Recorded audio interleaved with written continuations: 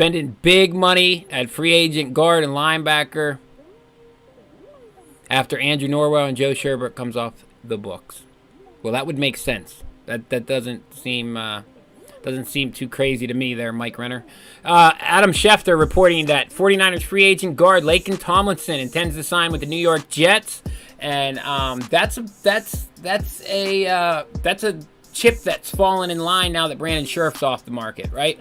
So Laken Tomlinson's probably your second best offensive guard available, and he's going to go to the Jets. They got a young quarterback up there, Zach Wilson. Obviously, he was picked right behind Trevor. He showed some good things in his rookie year. Not fantastic, but that was not a good football team by any stretch of the imagination. So they make a step in bringing in Laken Tomlinson.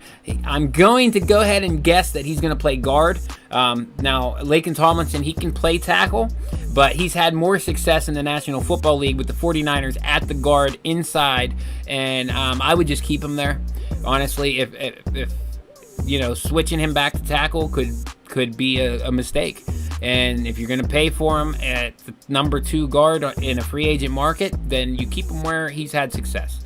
And it looks like that's a 3-year deal worth $40 million with a max value of $41.2. $27 million of that deal is guaranteed at signing. So Laken Tomlinson, a New York Jet, that's a good addition for Zach Wilson's longevity in the National Football League, because their offensive line was atrocious. I agree. I think the Jaguars can be a very good football team in a very short amount of time. I think Trevor Lawrence is going to have a fantastic season with Doug Peterson. We saw a glimpse of Trevor Lawrence in an RPO system, which, let's be honest now, Trevor Lawrence has been projected as a top pick in the National Football League since he was in high school. This kid is fantastic, but he's always been in an RPO spread system.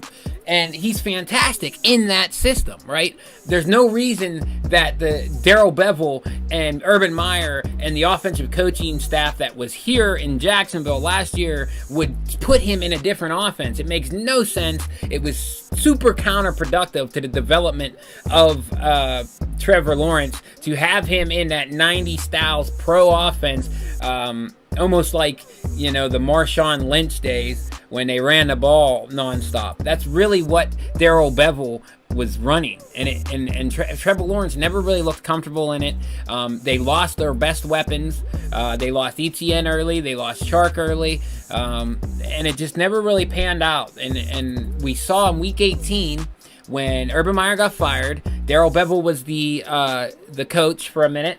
And he stopped calling the plays. He gave the plays to Brian Schottenheimer. And what did Schottenheimer do? He went immediately to a RPO spread offense. And on Week 18, watching the film, Trevor Lawrence didn't make a single bad decision. Every single give or take he did correctly. When he needed to hand the ball off, he did. When he didn't, he threw the ball and connected. He just lit the Colts up on Week 18. And now Doug Peterson, right, the reason he was brought in was to fix the offense. That's the majority of the issue, right? That's alarming when you take a guy like Trevor Lawrence and offense is your issue. That's scary. So that's the main reason they went out and got a guy like Doug Peterson, Press Taylor, to fix the offensive side of the football.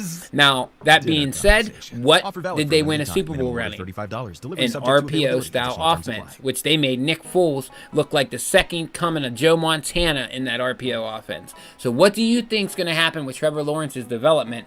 The best RPO-style quarterback prospect of our lifetime, right? This kid has literally slayed the entire nation his entire life, hardly ever losing a football game in an RPO spread offense. And now you brought in a guy who won a Super Bowl with Nick Foles in an RPO spread offense. And it's just it's a marriage that's very conducive to the progression of Trevor Lawrence. And so, yeah, I think the Jaguars are going to be a lot better just by default. Just being in an RPO offense, Trevor Lawrence is going to be a significantly more productive quarterback in his second year than he was in a rookie, in an offense that he was never comfortable with no weapons. Now you got to go out and get him some weapons. Allen Robinson, that's the next guy the Jaguars should be targeting right now, in my opinion, and I think they are. I really do. I come into this offseason with a strong feeling from everything that I was hearing that Trent Baalke was going balls to the wall. They're spending this money. They're gonna that cap is that entire cap that they have of $56 million it was coming in before they franchise tagged Cam Robinson. They're gonna spend all of it because in 2023 they have a really good cap situation. So they're going to have more money available from dead cap hits and stuff coming off the books in 2023 than they have this year. And the salary cap's going to go up. And the only real homegrown product player that they need to get a long-term contract in place for is pass rusher Josh Allen, right? So you could franchise tag Josh Allen if you don't get a deal done next year, whatever. You have the freedom to do that. But that's the main guy that you need to worry about money-wise right now is Josh Allen, and nobody else really you need to worry about right now. And so that being said, draft Aiden. If you're in love with Aiden Hutchinson, you draft Aiden Hutchinson 1 overall. You team him with Josh Allen. That's going to be a badass pass rushing combination. You've upgraded the offensive line with Brandon Scherf, right? You're letting Norwell walk out. You tag Cam Robinson to make sure you have a better situation than you had last year. If Jawan Taylor's on the bench, you have a better situation than you had last year. Period. Jawan Taylor is so inconsistent, and he misses the most minute of tasks as a right tackle. Whether it's Walker Little or Cam Robinson over there, if those are your tackles day one, as long as it's Little, Robinson, Scherf, Barch, Linder, you're better. You are significantly better than you were last year, and you're running an offense that's better for your quarterback than you ran last year. Now you have an upgraded defense, right? A pass rush that's much better. You just signed the leading tackler in the National Football League, including an interior defensive lineman. Tyson Campbell looks like the real deal at corner for them. Andrew Cisco looks like it's a really good player at safety.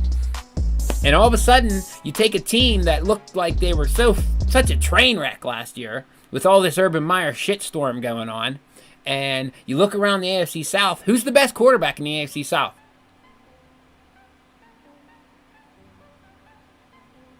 It's not Deshaun Watson because he ain't going to be there, right? I would dare to say it's Trevor Lawrence. I would say that. Davis Mills, maybe? You going to give that to Tannehill? I'm going to take the upside on Lawrence over what we know Tannehill is right now. Sign me up for Lawrence all day.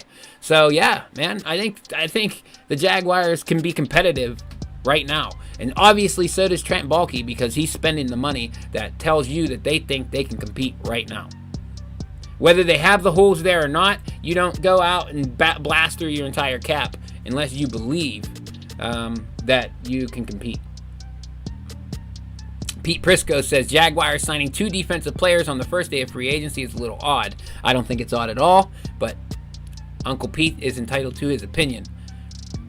We'll give them 2 fast, speedy linebackers that Mike Caldwell can use, like David and White in Tampa. They're better than David and White. That'll be a better combination than David and White. And depending on what scheme you stay in the most, right? What scheme are you going to be in the most? You have Chase on. You have Josh Allen. Aiden Hutchinson is going to be coming to Jacksonville most likely. That's a pretty damn formidable defensive front. You got Dylan Moses, who may or may not be in the mix in year 2. Minshew's trending. Okay.